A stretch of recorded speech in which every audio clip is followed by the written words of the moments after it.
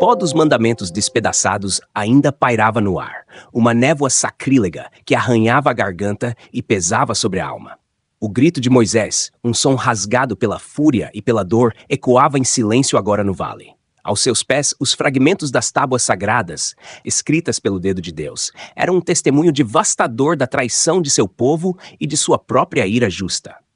O bezerro de ouro, antes o centro de uma folia idólatra, agora era apenas cinzas misturadas à água que os israelitas foram forçados a beber, um gole amargo de seu próprio pecado.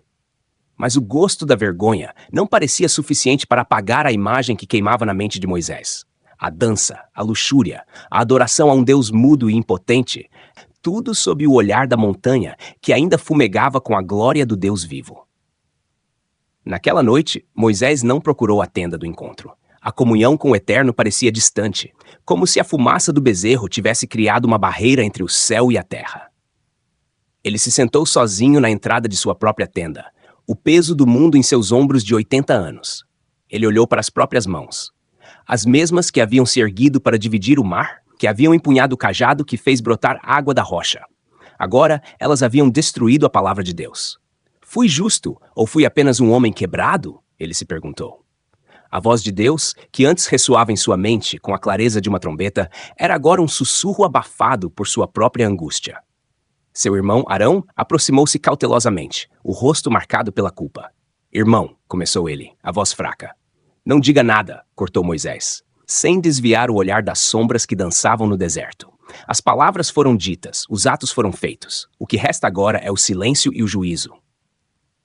Eles me pressionaram, Moisés. O povo estava com medo. Você demorou tanto. Medo? Moisés finalmente se virou, e seus olhos, que haviam testemunhado a sarça ardente, brilharam com uma tristeza profunda. Eles viram as pragas. Eles caminharam em terra seca através do mar. Eles comeram o pão que choveu do céu. Eles beberam da rocha. De que medo você fala, Arão? O único medo que deveriam ter é do Deus que os libertou, não de sua própria impaciência.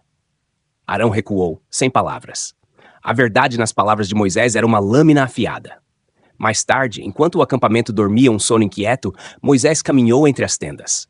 Ele ouvia os murmúrios, os soluços contidos, via a vergonha nos rostos adormecidos. Estes eram seu povo, teimosos, de dura cerviz, mas ainda assim seus. Eram as crianças da promessa feita a Abraão, Isaque e Jacó. Ele parou ao ver uma pequena figura sentada perto de uma fogueira que se extinguia. Era um menino, talvez de 7 anos, chamado Eleazar. O menino estava tentando amarrar 2 lascas de madeira com um pedaço de fio. — O que você faz, pequeno? Perguntou Moisés, sua voz mais suave do que estivera o dia todo. O menino se assustou, mas ao reconhecer o líder, relaxou. — Estou tentando fazer tábuas, como as suas, disse ele, apontando com o queixo na direção do Monte Sinai, para que Deus possa escrever para nós de novo. O coração de Moisés se contraiu. Na simplicidade daquela criança, havia uma fé que os mais velhos haviam esquecido. Uma fé na possibilidade do perdão, da reconstrução. O menino não via apenas a destruição. Ele via a chance de um novo começo. Moisés agachou-se ao lado dele.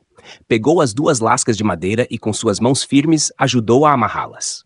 — É preciso mais do que madeira e fio, Eleazar? Disse ele gentilmente. É preciso um coração que esteja pronto para ouvir e obedecer. — O seu coração está pronto, Moisés? Perguntou o menino com uma inocência cortante. A pergunta o atingiu com mais força do que a visão do bezerro de ouro. Ele olhou para o pico escuro da montanha. O caminho de volta seria árduo. Ele teria que interceder por um povo que mal merecia sua defesa. Teria que enfrentar a ira de Deus e suplicar por misericórdia. Teria que acreditar, mais uma vez, que a redenção era possível. — Sim, Eleazar, respondeu Moisés, uma nova resolução endurecendo sua voz. Ele se levantou, o peso em seus ombros não desaparecera, mas agora parecia diferente. Não era mais apenas o peso do fracasso, mas o fardo sagrado da intercessão. Meu coração está pronto, e vou pedir a Deus que prepare o coração de todo o nosso povo também. Naquela noite, Moisés não dormiu. Ele orou, não como o profeta que exigia, mas como o pastor que suplicava por suas ovelhas perdidas. Ao amanhecer, ele começou a esculpir 2 novas tábuas de pedra, suas mãos trabalhando a rocha bruta, preparando o caminho para que a graça divina pudesse, mais uma vez, ser gravada na pedra. E ele esperava no coração de Israel. Os golpes do cinzel ecoavam pelo acampamento, cada lasca de pedra caindo como símbolo de arrependimento e renovação. O povo começou a se reunir ao redor, assistindo em silêncio. Até os mais endurecidos se calaram diante da cena. Enquanto Moisés trabalhava, Josué aproximou-se, o jovem guerreiro e fiel servo, que aguardara pacientemente no sopé da montanha por todos aqueles dias. Moisés, você realmente vai subir de novo? Sim, Josué. E desta vez levarei comigo mais do que pedras.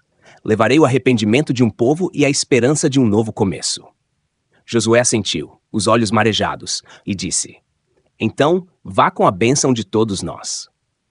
O sol começava a escalar o horizonte quando Moisés, com as novas tábuas cuidadosamente presas nas costas, iniciou a lenta e exaustiva subida ao Sinai. Cada passo parecia pesar mais que o anterior. As pedras soltas, a areia, o vento cortante, tudo era um lembrete de que o caminho para a reconciliação é sempre um caminho de esforço e sacrifício. Durante a ascensão, Moisés parou várias vezes para recuperar o fôlego, apoiando-se em seu cajado. Em um desses momentos, ele olhou para o vale lá embaixo. Do alto, o acampamento parecia pequeno, quase insignificante, diante da imensidão do deserto e da grandeza de Deus. Ao chegar ao topo, mais uma vez o céu pareceu se abrir. Relâmpagos cortaram o azul pálido e uma nuvem espessa cobriu a montanha. Moisés se prostrou, o rosto no chão, tremendo, não apenas pelo frio, mas pelo temor da presença divina.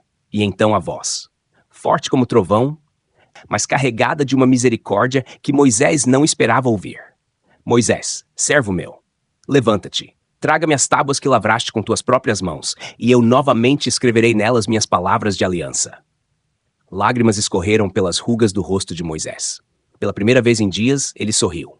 Um sorriso pequeno, mas verdadeiro. E Deus escreveu, letra por letra, mandamento por mandamento. E quando Moisés desceu, dias depois, seu rosto brilhava com uma luz que ninguém conseguia encarar diretamente. Era o reflexo de alguém que esteve face a face com o perdão. O povo, ao vê-lo, soube que algo havia mudado. Desta vez, eles ouviram. Eles temeram. Desta vez, eles se prepararam para recomeçar. Porque mesmo sob a sombra da montanha, a graça de Deus ainda brilhava.